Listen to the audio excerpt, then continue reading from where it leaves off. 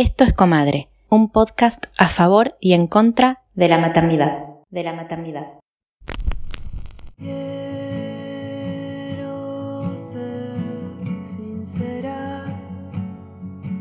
En este episodio vamos a hablar de paternidad. Mi nombre es Manuel Álvarez Trangé, tengo 63 años. De profesión soy abogado, trabajo hoy más en una abogacía de defensa de derechos más amplios, trabajo en educación. Tengo 5 hijos de ya edades adultas. Creo que la pregunta central que me hacen en este podcast es ¿qué aprendí en estos 37 años, ejerciendo la paternidad? Y la verdad que aprendí muchísimo y evidentemente esto estaba muy cerca del crecimiento personal, ¿no? Creo que el desafío era adecuarme a mi crecimiento y amoldar mi crecimiento a la tarea de ser padre. Fue evidentemente una alegría, fue la alegría más grande que he vivido, tener en mis brazos a mi hija Macarena, que era un pedazo de vacío de 2,7 kilos, y ya ahí se me cayó el alma, es decir, se inició un amor de líneas paralelas que nunca se va a juntar, ¿no? Es decir, in eternum, les diría que bastante incondicional por esa responsabilidad de ser padre y esa alegría indescriptible de ejercer la paternidad. ¿Por qué lo digo así? Porque uno lo siente como un cambio copernicano en tu vida, ¿no? La primera vez que fui padre, porque sabía que esos 2,7 kilos dependían de mí, dependían de mi mujer, dependían de nosotros. Y la verdad que después vinieron 4 más, y con los 4 tuve esa sensación de responsabilidad, de respuesta, de que yo tenía que darla, pero con alegría, no lo veo esto como un peso. La paternidad me hizo bien, la paternidad me hizo más feliz, la paternidad me hizo aprender de mis hijos, me sigue haciendo aprender de mis hijos. Y cuando tuve conflictos, cuando tuve peleas, aprendí a escucharlos. Si hay algo que a mí me gustaría decirle a los hombres que se inician en el rol paterno, que lo vivan con intensidad, que celebren la vida por el hecho de ser padres, que hay muchos aspectos difíciles y duros que no puedo negar, pero que tienen recompensa, que valen la pena, o lo diría mejor, que valen la alegría. Por supuesto que en esta paternidad también tengo que comprender la situación de privilegio y los cambios que hoy existen en la vida y que tienen que ver con el rol de la mujer y que tienen que ver con una nueva mirada que yo tengo que entender y que tuve que entender y que tuve que construir. Pero lo que sí, en esta colaboración también aprendí, y por suerte desde que nació la mayor, a cambiar pañales o a limpiar y a ayudar en ese sentido. Lo hice mal, seguramente lo hice mal, pero lo que les recomendaría es lanzarse a esta pileta de la paternidad y bucearla bien profundo, porque debe ser de las alegrías más indescriptibles que tiene el ser humano. Me llamo Guillermo César Viola, tengo 70 años, soy militar retirado. Actualmente me desempeño como auditor de seguridad pública y privada. Tengo una hija de nombre María Victoria que hoy tiene 36 años. En el año 1984, a mis 34 años, tuve la fortuna de transformarme en papá. Cuando me preguntan cuál fue el momento más feliz de mi vida, no dudo en responder el momento en que me transformé en papá. Es una sensación indescriptible que solo la pueden describir, disfrutar y vivir aquellos que han tenido la fortuna de transformarse en papá. 4 años después de su nacimiento debí divorciarme. Era el año 1988. Mi hija, como acabo de decir, con 4 años de edad, de pronto dejaba de tener bajo el mismo techo a sus padres. Siempre me consideré un padre absolutamente presencial, razón por la cual mi desafío era ver qué iba a hacer para no dejar de estar al lado de ella en el día a día como era mi intención. Fue una hija muy buscada durante 8 años, pero las circunstancias de la vida a veces determinan que hay que adoptar otro tipo de decisiones y que hay que tomar otro camino. Por fortuna, con su madre pudimos coordinar una libre y total disposición para que nuestra hija estuviese alternativamente con ambos, y aún a pedido de ella misma, alternándola semana a semana con cada uno. Muchos podrán decir que no era bueno psicológicamente para ella, otros tantos decían lo contrario. Con su madre llevamos adelante este sistema, no nos arrepentimos de haberlo hecho, y gracias a ese sistema, como dije antes, pude ser un padre presencial. Y aquí es donde me atrevo a darle un consejo a aquellos que se inician en esta etapa de padres. Deben participar de todas las actividades de sus hijos. Es imperioso que así lo hagan. Acompañarla en el colegio, acompañarla en los distintos eventos, y aún cuando ya, habiendo sido ya mayor de edad, al haber iniciado otro tipo de estudios o trabajos, acompañarla, aconsejarla permanentemente. La vida no es fácil, no todo es color de rosa, pero si uno le ha hecho el seguimiento a sus hijos, si ha estado al lado de sus hijos, si han sido padres, en este caso, presenciales, no hay forma de reemplazar ese valioso tesoro que es el contacto directo. Nadie nace sabiendo ser papá. Nuestros hijos, en ese sentido, son nuestros primeros maestros. Mi hija me enseñó a ser papá. Y creo que el tesoro más grande, como dije antes, es estar siempre al lado de ellos. No dejarlos, por más que crezcan y se vayan y cambien. Como dicen siempre, abandonan el nido.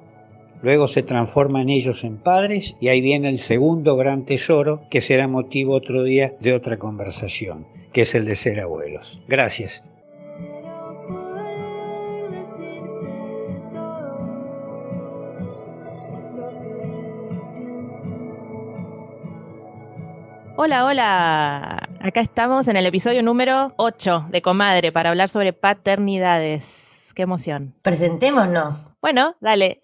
Yo soy Maki Álvarez. En Instagram me encuentran como @MakiAlvarezT. Vivo en Reino Unido y hoy tenemos un invitado, pero primero Vicky, arranca vos y después dejamos que él se presente. Bueno, yo soy Vicky, vivo en Buenos Aires y me encuentran en Instagram como B de Viola. Y como dijiste, hoy tenemos un invitado. Es el primer invitado, le decía antes de ponernos a grabar, es el primer invitado varón a vivo, porque hemos tenido varones que mandaron audios y colaboraron, pero este es el primer invitado varón con el que vamos a charlar en vivo sobre paternidad. Presentate. Mi nombre es Más Grounauer.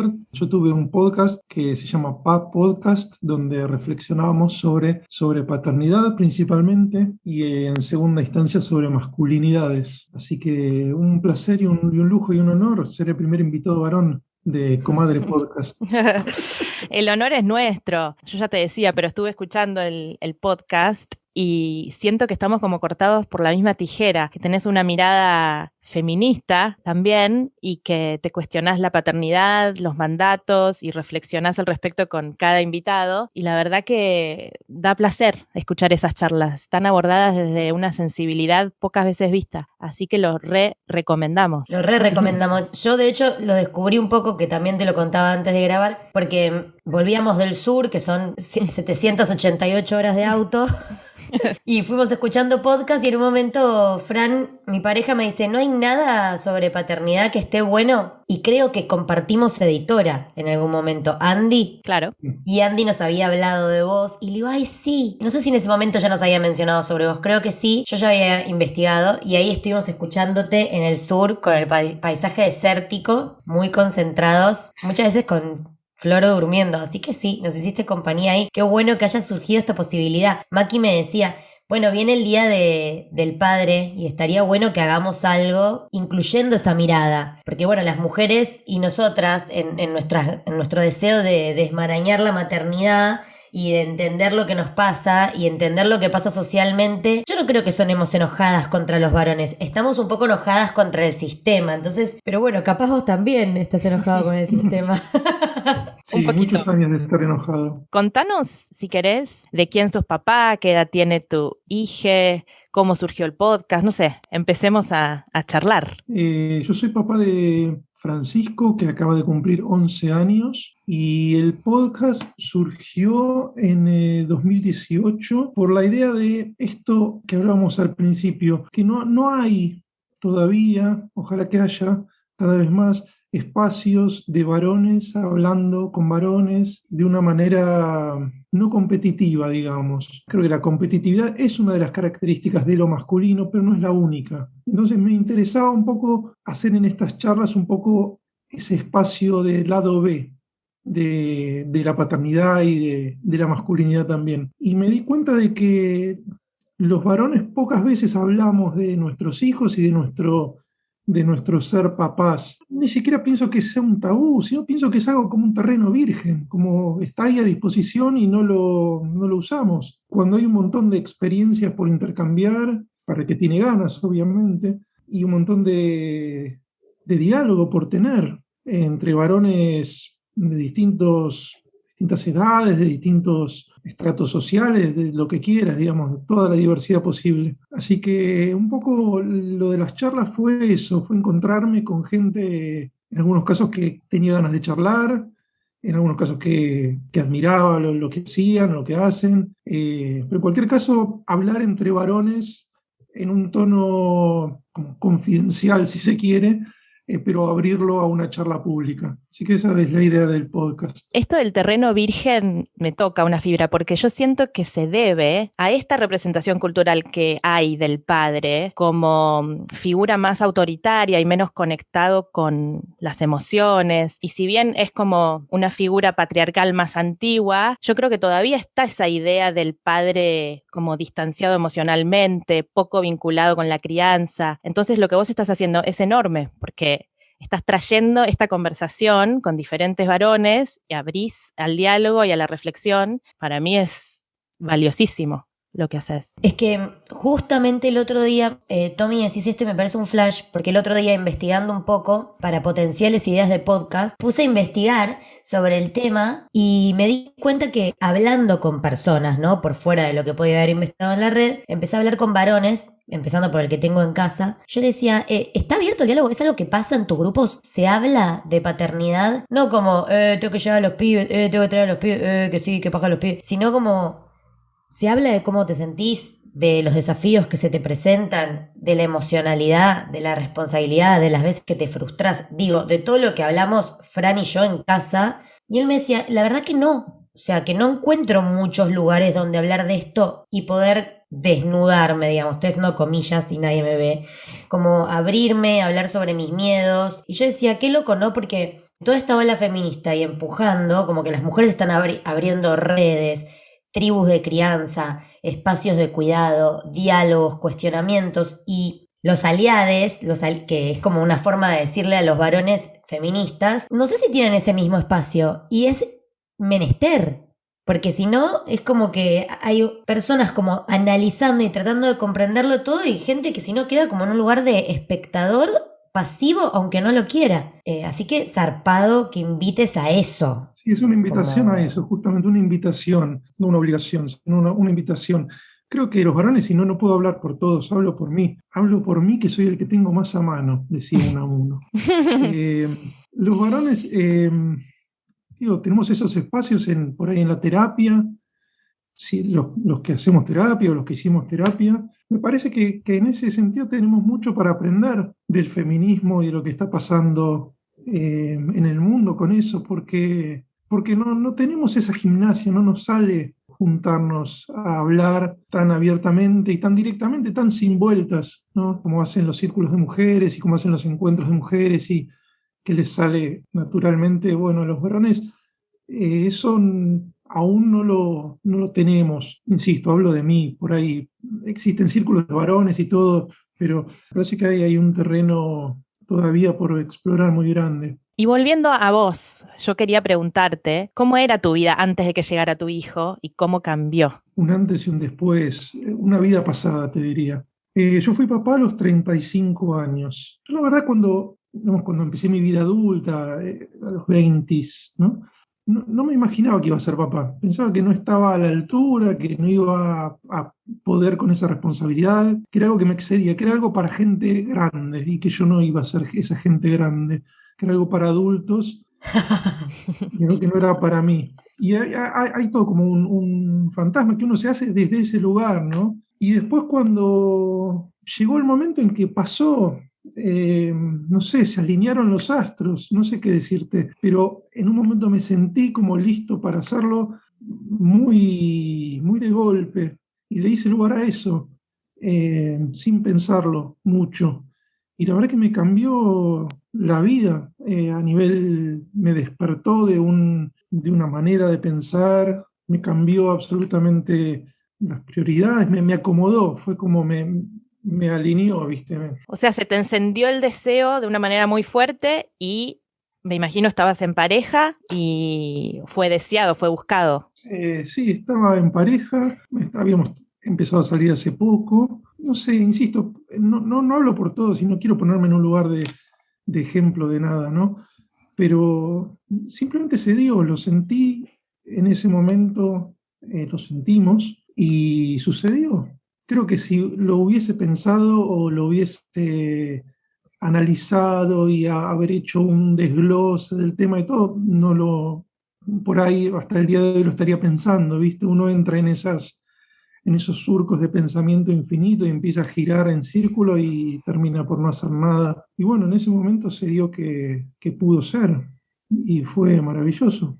Me parece muy interesante lo que decís, porque me siento muy como reflejada en tu relato sobre el deseo. Yo no quería, pensaba que era algo de gente grande. Hubo un acontecimiento que pareció que podía dificultar la posibilidad y fue como que ahí emergió el deseo de golpe. Y fue ahí que me pude abrir, pero con esto del deseo apareciendo. Entonces me parece, nada, está bueno que lo cuentes, porque como que uno encuentra las similitudes más allá de ser madre, padre, como de cómo surgen las cosas. Bueno, y contanos cómo fue, qué onda el puerperio.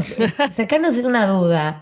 ¿Qué pasa con el puerperio del padre? ¿Cómo lo El viviste? puerperio. Hablando de puerperio, soy un extranjero porque no lo sentí, eso tienen que hablar ustedes. Yo puedo decir, claro, cómo lo viví.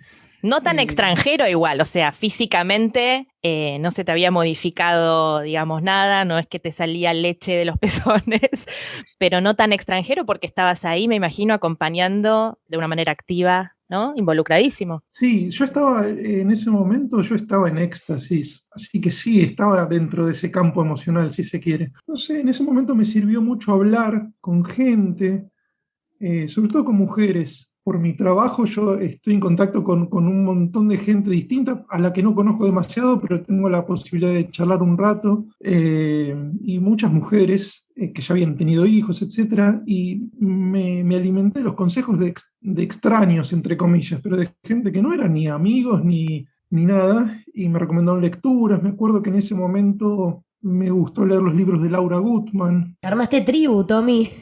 Claro. Armé tribu sin saberlo.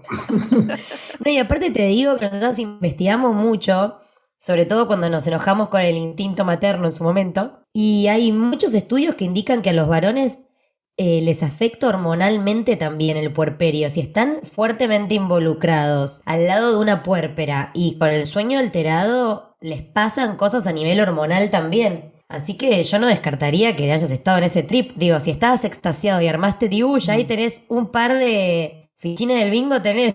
Posta que sí, esta cosa me gusta la idea de tribu, sobre todo de tribu heterogénea, ¿no? Porque posta la tribu, pues, que uno no conoce directamente, o que no son familia, o que no son del primer círculo de amistades. Tribu es cualquiera con quien puedas hablar de algo que te está atravesando en el momento. Sí, sí, totalmente. La tribu también la llevó al podcast, Tommy, o sea, hacer estas entrevistas, charlar desde el corazón con otros hombres sobre la paternidad también es una forma de hacer tribu. Sí, sí, totalmente. Vos sabés que pasa algo muy lindo en esas charlas y pasó en más de una.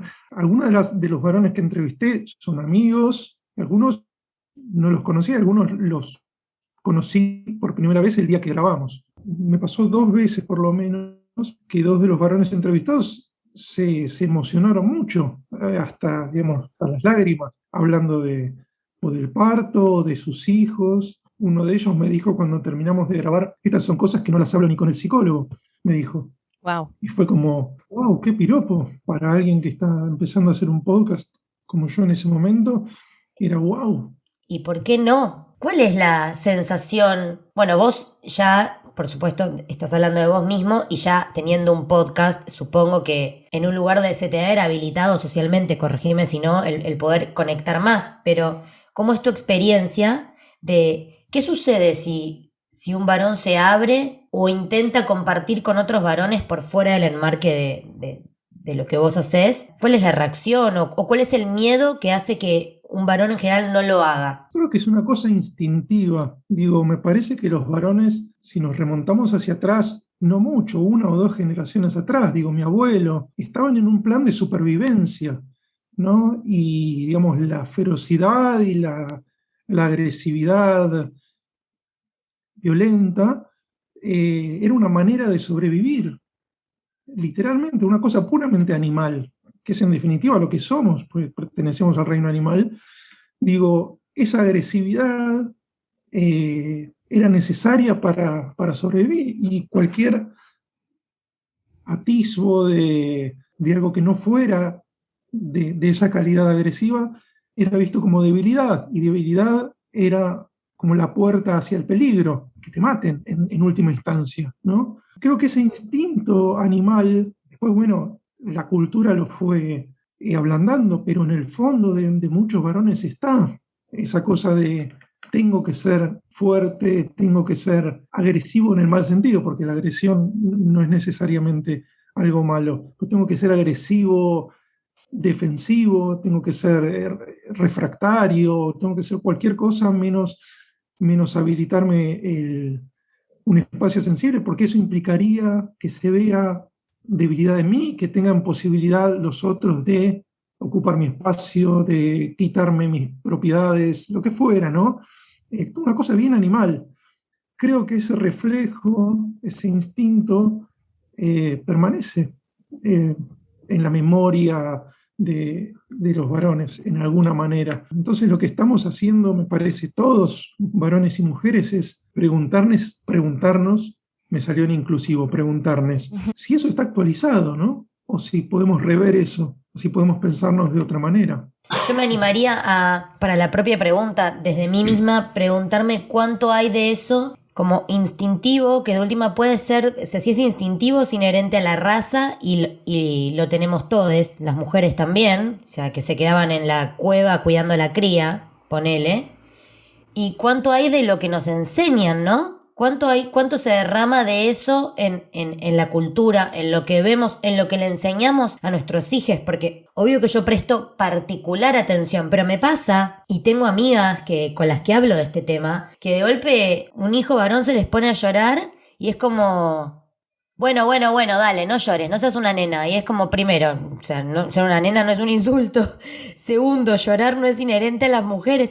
Y de golpe, el otro día me pasó literal este ejemplo. Y una amiga mía se dio vuelta, se tapó la cara y me dijo, no, soy Raúl, como, soy un machirulo. Pero pasa. Son cosas que heredamos. El otro día, yo me acuerdo, estaban mis hijos peleándose entre ellos. Uno tiene 4, casi 5 y el otro 2.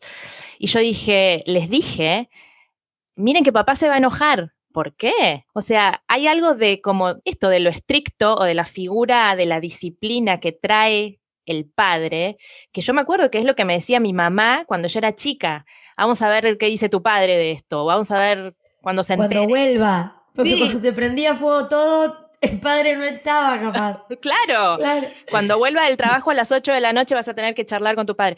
Claro, son cosas que uno mecánicamente repite y que después me doy con un látigo y digo, pará, ¿qué estoy diciendo? Claro, porque daba la figura de autoridad vinculada a una figura de penalidad, de escarmiento, ¿no? Sí, de castigo. De castigo. Cuando una autoridad no es eso. No es necesariamente eso. Entonces, por ahí hay un desglose que hacer, ¿no? Autoridad es autoridad. Y vivimos en un mundo donde el límite, si quiere, desde la astrología hablemos de Saturno, que es así y tiene que estar. Digo, los límites están para Obvio. construir. Sí, para crear, o sea, son necesarios. Exacto. Pero, digamos, nos quedó nuevamente ese reflejo de que límite es sanción, penalidad, castigo. Cuando Yo me acuerdo que le temía, o sea, yo soy hija de divorciades Ujú. desde que tengo 3, y me acuerdo que yo no temía más a mi papá o a mi mamá. En mi casa no se decía cuando venga tu padre, porque papá no venía, yo iba a la casa de él semana de por medio. Y ahora que hablas, me haces pensar que yo a lo que más miedo le tenía era el consenso. Como que, porque cuando se recontrapudría, hacían cumbre y yo cagaba, ¿entendés? Porque mucho tiempo, mucho no, poco me duró. Tenía esa grieta de, mamá me deja, papá me dijo que sí, como yo pensando desde mi pequeña cabeza de 5, que ellos los dos no hablaban. claro, Y cuando se armaban las cumbres era como, ay Dios. O sea, mamá lo invitaba a papá a casa y se sentaban los dos en el sillón de 2 cuerpos y yo en el individual y era hablar. Te Y temblaba entonces a todo. mí, claro, y a mí se me gestó mucho esto como del orden en equipo. Y muchas veces papá me decía, no, bueno, si yo estoy enojado no te puedo explicar tu madre, suerte cuando la veas. Como que en ese sentido a mí me ayudó mucho, ¿no? Dentro de lo que es ser hija de divorciades, el hecho de esas dos figuras que se tuvieron que equilibrar, porque cuando uno estaba, el otro no. Entonces los dos tuvieron que construir límite y autoridad independientemente del otro, y las cumbres era para dirimir lo grosso. ¿Va a ir a bailar? ¿Va a ir anoche? ¿O sigue yendo a matiné? Como que era, ahí está la cumbre reunida.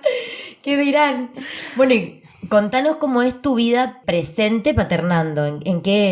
Contanos una foto de tu vida ahora. yo no vivo con la mamá de mi hijo hace ya muchos años. Nos separamos hace unos largos 7 u 8 años. Nos acomodamos a los horarios de cada uno, digamos. Tenemos acuerdos respecto de las actividades de cada uno. Ahora igualmente, desde que se declaró la pandemia y el aislamiento en marzo de 2020, lo que decidimos por una cuestión de comodidad o de adaptarnos a la situación es que esté una semana viviendo en casa de cada uno. Así que mi hijo vive una semana conmigo y una semana con la mamá. Como vivimos bastante cerca también, y va al colegio cerca, entonces está todo dentro de un radio accesible a pie, digamos. Y antes de la pandemia, ¿cómo era la dinámica? Y antes creo que estaba 3 días conmigo y 4 con la mamá Ok. durante la semana. ¿Y cómo fue encontrarse en el primer tiempo después de que se separaron, vos con tu hijo mano a mano? Porque yo como hija de divorciados me acuerdo muchos mano a mano con mi papá. Me acuerdo como la situación de papá prendiéndose por él. O sea, es un hombre de otra época mi papá, ¿no? Pero me acuerdo de mi papá haciendo un huevo. Mi papá preparando la comida. Claro. O vacaciones con papá. Tengo vacaciones con mi papá tatuadas en la mente que amé. Tipo, irnos a Mar del Plata, él preparándome el desayuno, ir solos a la playa, el detalle para hacer los sanguchitos, con la paciencia de alguien que no los hacía muy seguido, ¿entendés? Entonces le cortaba el borde.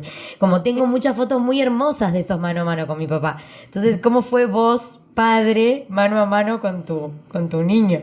Y va cambiando, ¿no? Con el desarrollo de él. Pero al principio me acuerdo de una sensación mía de omnipotencia, de yo puedo con todo esto solo.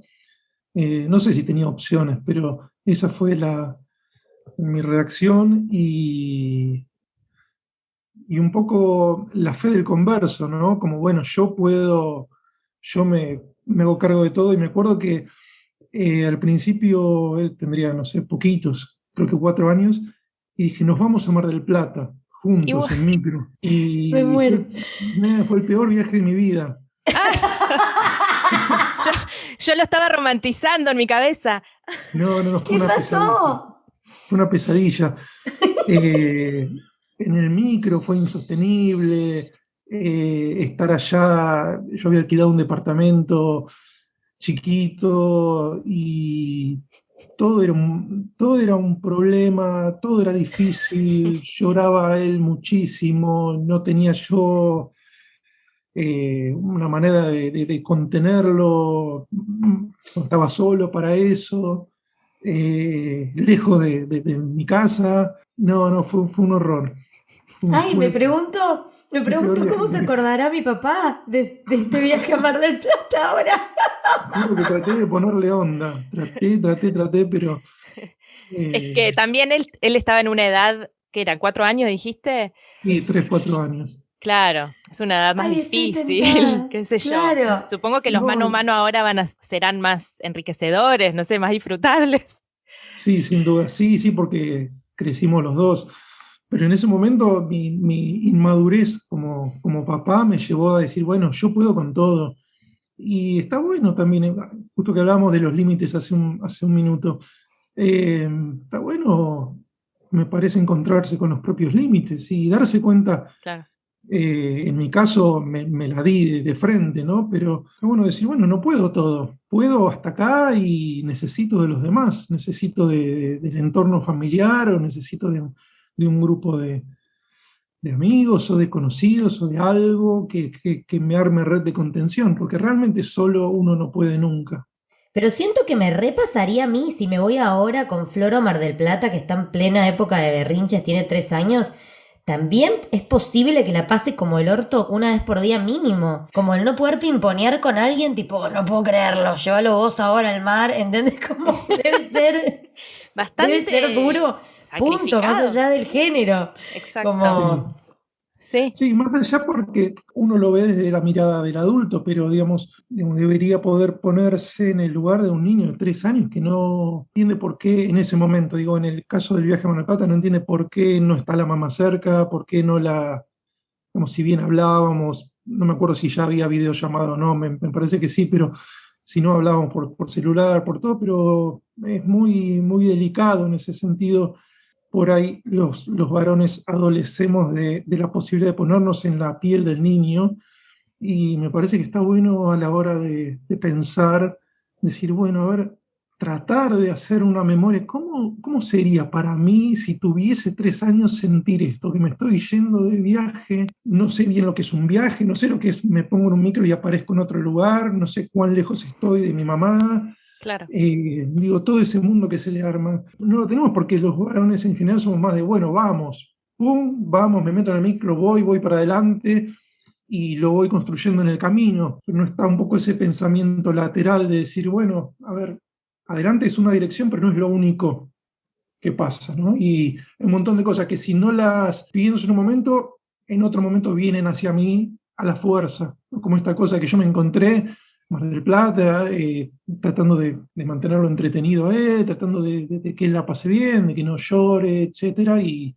no, la verdad que no pude, no quiero hablar del fracaso, pero fue un viaje horrible. ¿Cómo es la organización o cómo fue una vez que volviste a Buenos Aires y, no sé, tenían niñera o abuelos que se ocuparan? Sí, tiene su abuela que lo cuida un montón, que se hace tiempo para estar con él y eso está buenísimo. Se dio que no tiene otros abuelos, mi hijo, porque bueno, no viven, tiene tíos, pero sí, se dio, también hubo niñera en su momento, por suerte, una chica muy amorosa, muy amorosa, que lo cuidaba en ciertos momentos.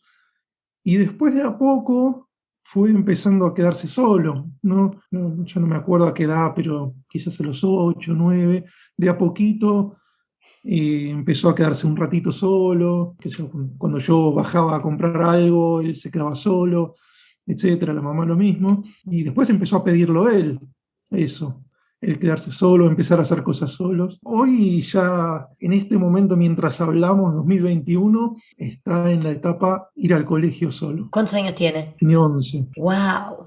Sí, Llega el ese colegio está momento. cerquita, ¿no? Pero bueno, Llega ese momento. llega ese momento y a ver, está ahora, digo, la semana pasada fue por primera vez solo y viste que se va, no sé si les pasó, pero creo que no, pues son más chicos los de ustedes, pero desde que sale por la puerta estás conteniendo la respiración, ¡Qué miedo! viste, y encomendándote a los santos, porque si bien es un recorrido, el colegio que lo hicimos muchísimas veces y él lo sabe de memoria, pero bueno, es todo un despegue grosso. Es un despegue zarpado, pero Me haces pensar la primera vez que yo fui al colegio sola. Yo vivía a 40 cuadras del colegio y me tomé un colectivo por primera vez a los 13, creo, cuando empecé el secundario. Y seguro que mi mamá se quedó sufriendo, porque en ese momento yo estaba con mi mamá, mi papá vivía a 2 cuadras del colegio, pero me acuerdo de la sensación de libertad y me acuerdo de algo más importante todavía, que es la confianza de mis padres, como que yo sentí que ese viaje lo hice acompañada por ellos, te lo juro, me estás contando esto,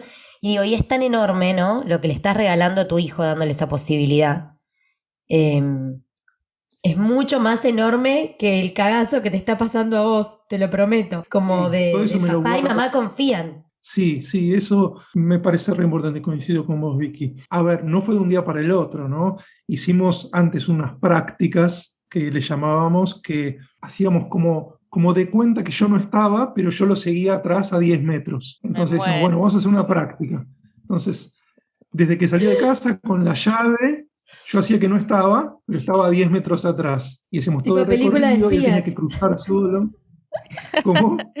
Tipo película de espías. Tipo película de espías. Y yo no hablaba, no le decía nada, simplemente él iba, llegaba a la esquina, miraba, cruzaba la calle, cuando llegaba al otro lado se daba vuelta, me miraba, nos hacíamos así, Ay, se Ay, levantaban el no. pulgar, pulgar vamos para a arriba, decirlo. Sí. y después Ay, seguía camino. Y eso lo habremos hecho unas cuantas veces qué como hermoso. práctica, ¿no? Y después, sí, después se mandó. Bueno, vos hablabas de despegue para vos como padre, pero para el despegue para él, ¿no? Tener la confianza Mm. de su padre y decir, voy al colegio solo, lo puedo hacer, es bastante grande también. Es enorme. Y de hecho para mí es fundacional del carácter. De hecho yo me acuerdo cuando me fui a vivir a Nueva Zelanda, viví un año en Nueva Zelanda, siempre pensé que iba a ser más difícil decirle a papá que me quería quedar porque papá era más riguroso con el estudio, como yo había dejado la carrera a mitad para irme. Y fue re loco porque allá me encontré con un padre como súper expansivo que, quédate, yo iba renovando contrato cada mes y medio, decía, me quedo un mes más. Me fui por 3 y me quedé casi un año. Y me acuerdo de eso, de mi papá diciéndome, quédate, quédate. Me acuerdo que cuando me fui de mochilera sola a Australia, a mi mamá le dije que me iba con un grupo, porque sabía que mi vieja iba a estar cortando bulones, pero necesitaba decirle la verdad a alguno. Entonces lo llamé a papá y le dije, papá, quiero que vos sepas que yo acá estoy sola. O sea, vine sola. Y papá me dijo, vas a estar bien, divertite mucho, como disfrútalo. Cuando volvés terminás la universidad. Tipo, me tiraba el parroquial. Y fue tan importante eso, tan importante como esas salas, como que, bueno, ahora es ir al colegio solo, ya verás qué trae el futuro. Pero qué zarpado como la paternidad te va subiendo la vara, loco. Es como Ay, que no parás de sí. entrenarte. No vamos a parar, sigue esto, sigue. Claro, de eso quería hablar. ¿Cuáles son los desafíos de esta etapa? ¿O qué pensás, cuáles pensás que van a ser los desafíos a futuro? Contanos un poco eso, de qué te trajo la paternidad. No sé, si te tuviera que decir en este momento, un desafío es acompañar sin invadir y sin imponer mis valores. Alto desafío. A ver, yo tengo mis valores y él es un individuo que está formando los suyos y que pasa algo también. Me parece que los valores son algo que se maman instintivamente. Si yo soy coherente conmigo y trato de serlo lo más que puedo, lo que ve mi hijo es lo que va a tomar, más allá de lo que yo le diga, ¿no? Si yo digo, Levantá la sea mesa, amable, pero no levantó la mesa, ponele. sí, por ejemplo, o sea amable con las personas, y me ve a mí que en la calle yo soy un troglodita que le grito a todo el mundo, dice, ¿cómo? Estás haciendo algo que vos mismo no haces. Entonces trato de ser coherente entre lo que digo y hago. Y es difícil, ¿eh? No es... Es un Digo, montón. sí, eso es un desafío. Los valores que yo les dé conscientemente, que sean coherentes conmigo, que sean coherentes con mi realidad. No que sean valores ideales, inalcanzables, sino que sean como valores aplicables del día a día, bajados a tierra. Que sea una persona real, no una persona ideal, ¿no? Que eso era mucho de antes, dar como valores ideales. Me parece que hoy por hoy el desafío es ser consciente de la realidad como es y vivirla con los pies en la tierra y con los ojos abiertos. No sé si hay mucho más, por lo menos para mí. Nuestros hijos viven con nosotros y se van formando a medida que crecen, a medida de lo que ven que nosotros hacemos. Así que es una tarea no menor, me parece. Es No. el desafío más grande. Decís lo de troglodita y ya tengo algo para cambiar. Porque yo estoy siempre diciendo hay que ser amable, hay que decir hola, hay que decir chau. Y en el auto soy Hulk. Sí. Me la paso. Doy Uy, fe. no, qué mal. Me la paso enojándome con la gente, tipo, se me cruzó. Tipo, y ya me pasa que Floro dice un par de puteadas que aprendió en el auto. Papu, como no me caliento. Claro. Bien, me estás enseñando a mí también. Me estás paternando a mí también, qué zarpado. Para, y un tema del que hablamos hace poco hicimos un episodio que trataba sobre la maternidad y la pandemia. Yo ya había escuchado de Maki también sobre la carga mental, pero invitamos una economista que habló un poco más sobre la carga mental y qué implica. Y quiero saber como padre divorciado, que supongo que, bueno, ahí una semana por medio está ahí con vos, ¿qué onda la carga mental tuya? ¿Creció? ¿Cómo se la reparten? ¿Cómo vivenciás vos eso? Sí, no soy divorciado, porque nunca nos casamos. Ay, perdón, te casé. ¿Qué onda la carga mental? A ver, no sé si entendí bien la pregunta. ¿A qué Claro, te ¿cómo refieres con vivís la carga mental si la tenías en el radar antes de separarte? Todo esto como del Ah. vuelo de águila, ¿viste? Como Entiendo. qué va a pasar a futuro, sistema de cuidado, todo el quilombo. Yo hace 2 años y pico que practico una meditación que se llama meditación trascendental y te diría que eso me cambió la vida, porque antes la carga mental era insostenible. Digamos, no solo los problemas reales, sino los problemas posibles que uno proyecta se hacen intolerables, la verdad. Más si uno vive la paternidad soltero, digamos. Así que te diría que ese ejercicio para mí de meditar me ayuda muchísimo a pilotear la situación que de otra manera me excedería. Como Escuché ya me sobre esa excedió. meditación. ¿Es la de ¿Cómo? David Lynch? David Lynch tiene una fundación que promociona la meditación trascendental en escuelas y cárceles y lugares donde no tienen acceso. Yo leí el libro En busca del pez dorado, ¿es?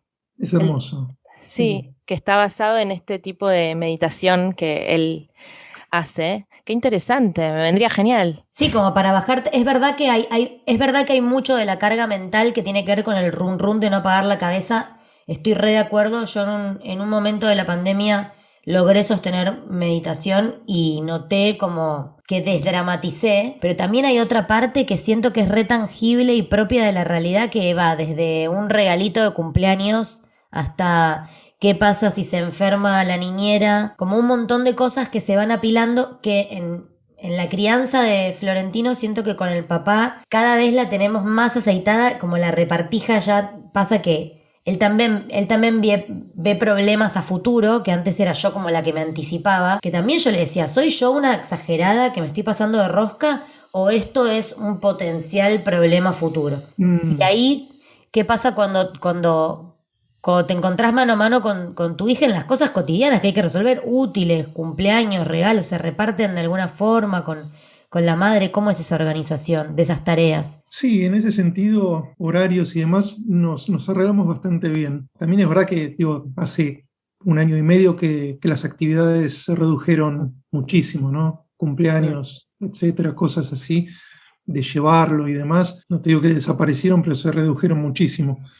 Pero en general, viviendo cerca y teniendo un canal de comunicación, nos organizamos con eso. Eso sí me parece importante, mantener a como sea un canal de comunicación cuando uno no sigue en pareja con la otra parte, digamos, con la madre o con el padre.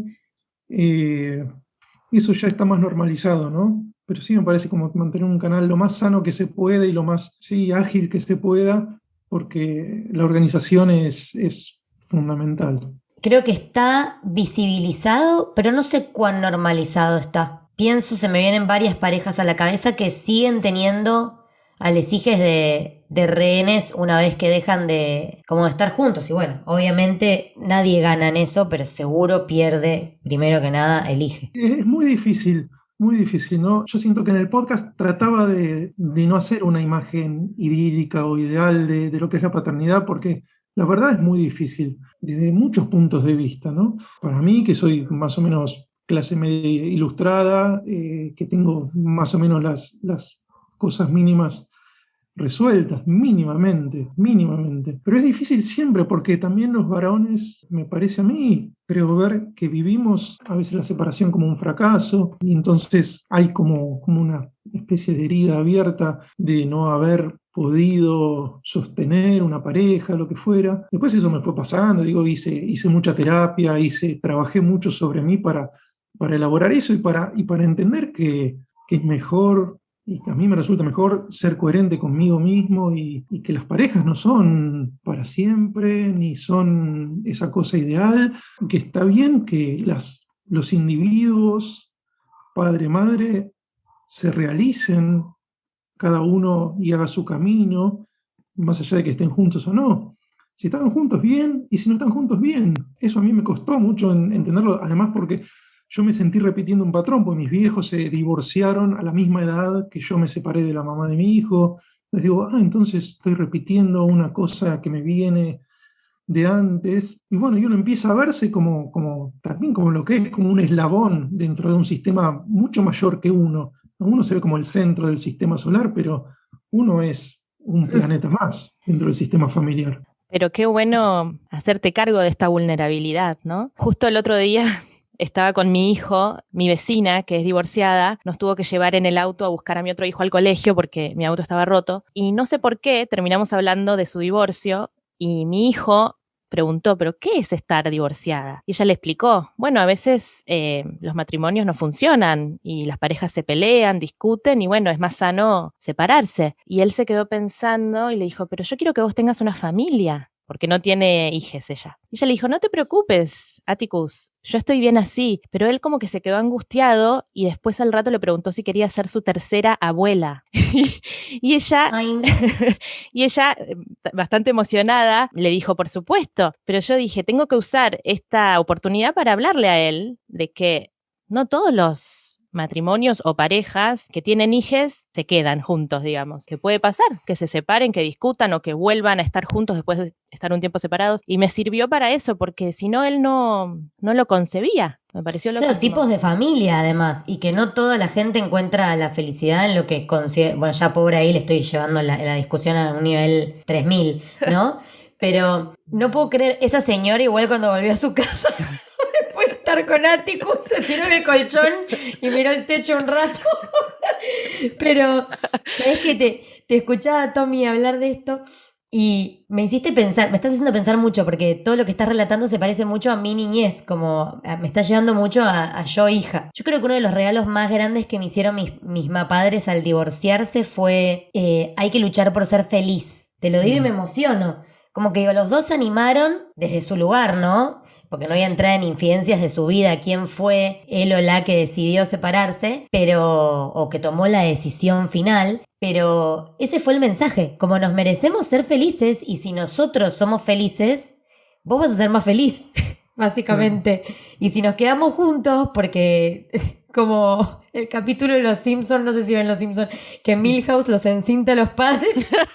No quiere que se separen. Como que me regalaron eso. Como hay que luchar por la felicidad propia también. O sea, no estoy muerto porque estoy mapaternando. Como yo también merezco amar y disfrutar de mi cotidianeidad. Sí, una gran enseñanza esa. Tan simple, suena tan simple, pero es tan difícil porque hay cuántas parejas se quedan sufriendo, ¿no? Llevándose pésimo solo por Dios, siendo les hijes. primos.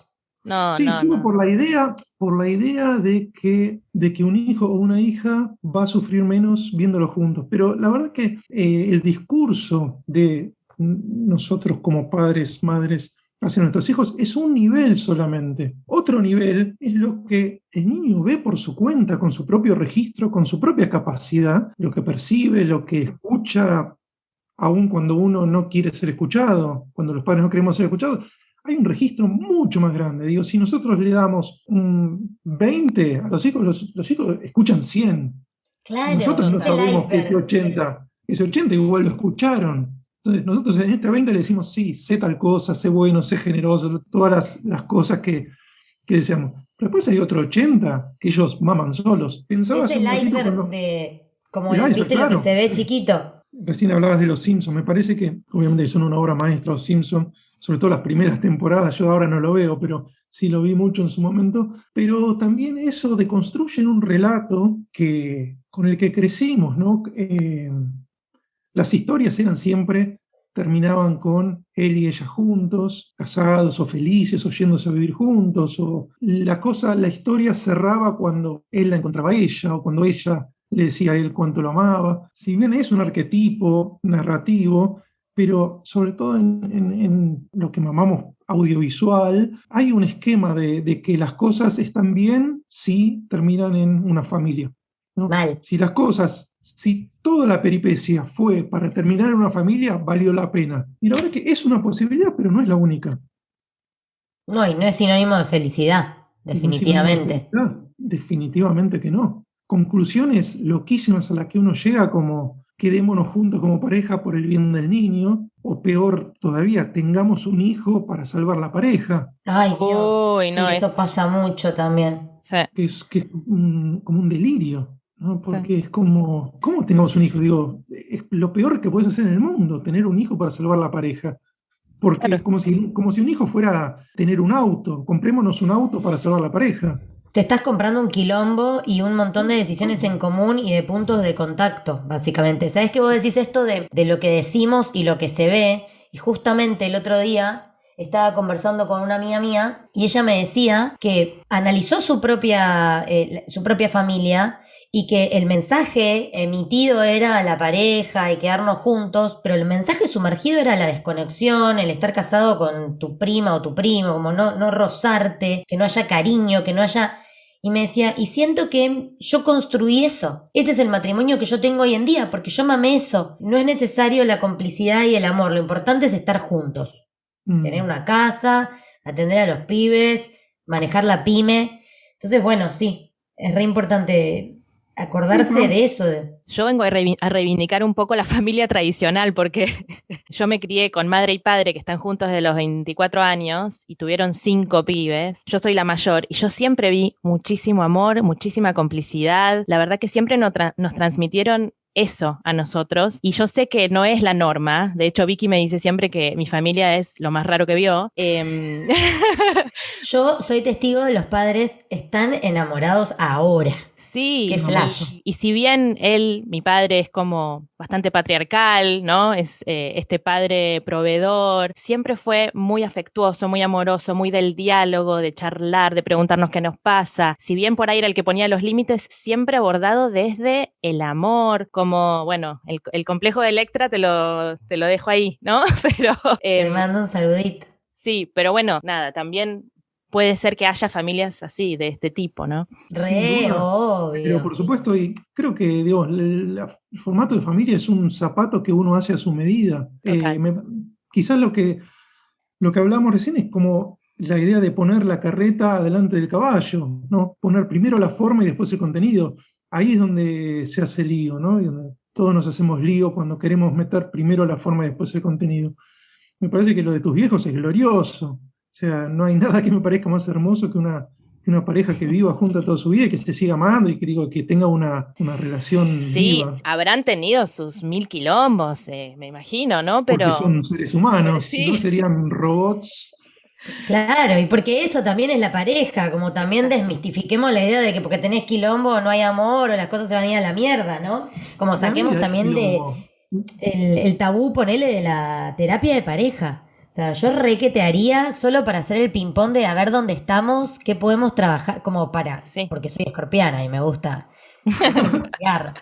investigar qué hay atrás. Bueno, tenemos que hacer, no sé, Tommy, necesito que hagamos 11 episodios más, porque te van desdoblando todos los temas. Para cerrar, ¿qué te trajo a vos el ser padre, a tu vida? ¿Cómo se te enriqueció la vida? O por ahí no se te enriqueció, pero bueno, ¿qué fue lo que te trajo? Desde todo punto de vista, mi vida es muchísimo más rica desde que soy padre. Hoy leía hace poquito, antes de entrar a la charla con ustedes, en Instagram una publicación que decía por qué los millennials no quieren ser padres, y ponía una lista de cosas como defendiendo la no paternidad por motivos económicos, porque esta cosa de no traer otra persona al mundo que es un desastre, etcétera, un montón de razones que uno puede decir que son lógicas. y el que se siente identificado con eso está bien. Mi experiencia no es así. Mi experiencia es que desde la lógica no vas a entender nunca lo que es ser padre si no lo sos. Lo comparo, a ver, y por ahí acá estoy estirando un poco la cuerda, pero digo, yo desde mi lógica de varón nunca voy a entender lo que es el puerperio, nunca voy a entender lo que es el ciclo menstrual. O sea, lo entiendo, pero no lo entiendo. Entendés la teoría, pero no lo vivís en Entiendo carne propia. intelectualmente, Mm. pero no me atraviesa y nunca me va a atravesar en esta vida. Nunca me va a atravesar lo que es sentir el ciclo menstrual o sentir el puerperio. Entonces, me parece que con la paternidad, maternidad pasa algo similar. Desde el no ser padre, a través del razonamiento, uno no llega a entender cómo sería ser padre o madre. Es como tratar de llegar en barco a la luna. Y aprovecho para meter el chivo de mi disco que se llama Barco a la Luna, mi disco de canciones. Ah. Escúchenlo ¿Haces en Spotify. música? Sí, hago canciones. ¿Y dónde te encontramos? ¿Estás en Spotify? En Spotify mi disco se llama Barco a la Luna, justamente. Qué hermoso título. Y Lo voy a escuchar ahora cuando terminemos de grabar. ¿son canciones que le hiciste a tu hijo? No, estas no. Le hice canciones a mi hijo, de hecho en el podcast mío, el último episodio, cerré cantando una canción que le hice a él. Estas son 6 canciones que las hice temáticas varias, pero no particularmente sobre él. Qué bueno, Tommy. Me encanta, me encanta. Es un buen chivo. Voy a escucharlo cuando terminemos de grabar. Bueno, qué lindo verte tenido. Siento que, nada, intercambiamos mucho, me nutrí. Pensé en mi infancia también, Sí. además de mi maternidad. Muchísimas gracias. Un placer, un gusto y bueno, a disposición de ustedes para lo que necesiten cuando quieran. Ya vamos a placer. organizar alguna otra charla, Tommy, seguramente. Sí, re. Fue un gusto, Bueno. la verdad. Mil gracias. Bueno, un beso enorme, que sigan bien. Un beso grande, Tommy. Gracias. Bueno, estoy bastante conmovida con la charla, pero vayamos a las recomendaciones, si querés. ¿Qué tenés para recomendarnos de literatura, cine?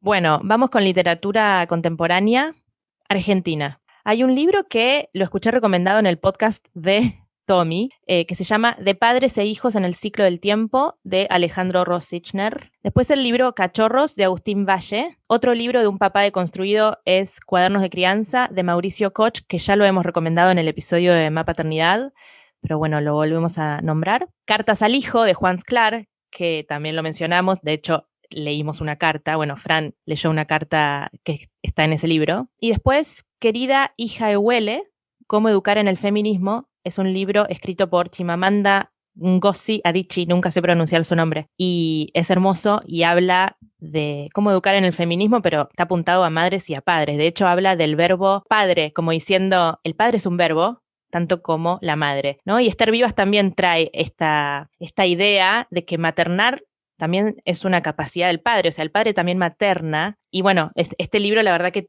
no me gustaría decir la palabra tips ahora, pero tira muchos buenos consejos para ejercer una paternidad feminista. Y ahora, a nivel cine, hay muchas películas, pero voy a nombrar algunas que a mí me parecieron muy hermosas y vos si querés traer también. Pero para mí la primordial es La vida es bella, Mira, no lo había pensado. que sucede en la Segunda Guerra Mundial, ¿no?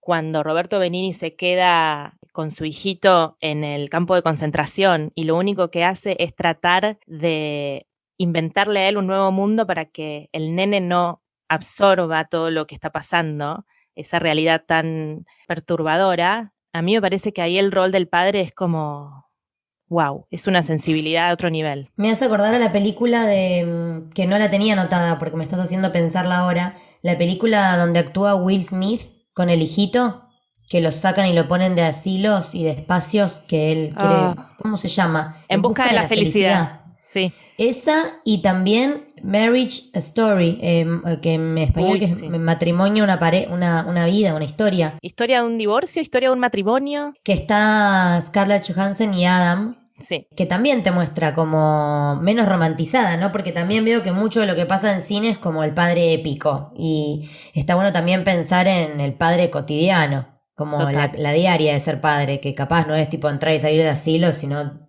simplemente repartirte la carga mental. Y después hay un escritor nórdico, Karl Ove Knausgård, que tiene una saga eterna que se llama Mi lucha, y dentro de esa saga hay un par de libros donde él habla de su vivencia como hijo y de sus experiencias como padre. Hay una carta o como una confesión que le hace a sus hijas, que me acuerdo que la leí en el taller El silencio de las madres de Barbie Duo y me conmovió siguiente nivel. Lo tengo pendiente. Lo compré al libro, pero no lo leí.